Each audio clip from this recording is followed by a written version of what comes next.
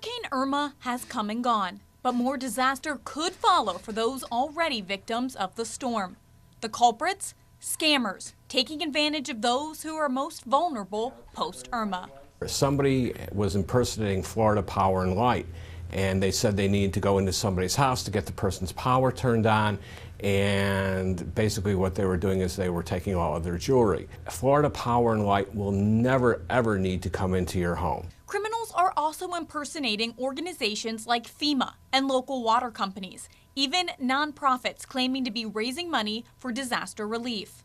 What you're going to see is just random kind of emails with names that aren't real specific, programs that aren't really specific, very non-specific about where the money is going to go to. But it's such an emotionally charged issue that people grab onto it and they want to believe in the good in what people are doing, that they fall prey to it, and it's really unfortunate. Of course, the most common scams following natural disasters like Irma are illegitimate, unlicensed contractors approaching you, offering their services. Basically, they would come to your door and say, hey, I see you have a tree down, let me help you with that. You know, give me money up front, I'll take care of the tree, I'll be back later. Next thing you know, you've given them money and they've left and they haven't done any work.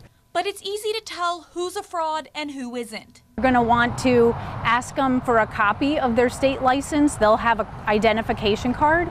You're also going to want to get a copy of their general liability, their workers' compensation. Contractors who aren't licensed usually aren't insured, which means they could end up costing you extra thousands of dollars. So you do not want to let someone on your home, on your roof, or doing work at your home if they're uninsured. That simple $1,000 repair bill can turn into thousands of dollars if they get hurt at your home. If you visit myfloridalicense.com, you can check the legitimacy of the contractor you hire and see if they're legally licensed. You never want to pay a contractor ahead of time, in cash especially. If that contractor says they need money to buy supplies, then what you should do is say, give me the list of the supplies you need. Go out and buy them yourself and say, the supplies are at my house, you're welcome to come. The Better Business Bureau of West Florida also has a list of ratings for local companies. We rate companies from A+ through an F based on information that's submitted to the Better Business Bureaus from consumers and people in the community.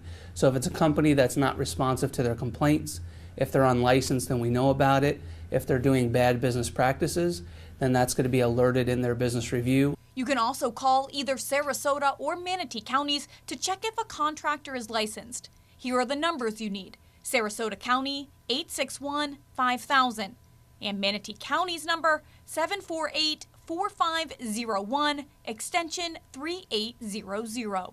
The state government is cracking down on these scammers post-Irma, increasing the penalty if they're caught.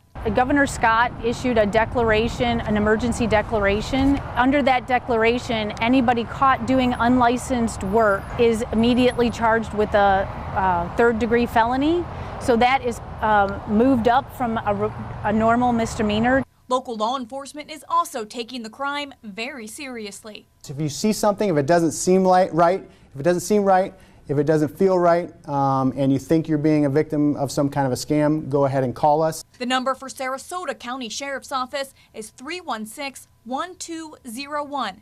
Manatee County Sheriff's Office, 747-3011. As much as you want to move forward and get everything fixed, if you don't get it fixed right, you're going to have problems for years from now. If your roof's not done correctly, it'll start to leak 2 or 3 years from now. Or if the electric's not done correctly, you're going to have a fire. So you want to make sure you're dealing with competent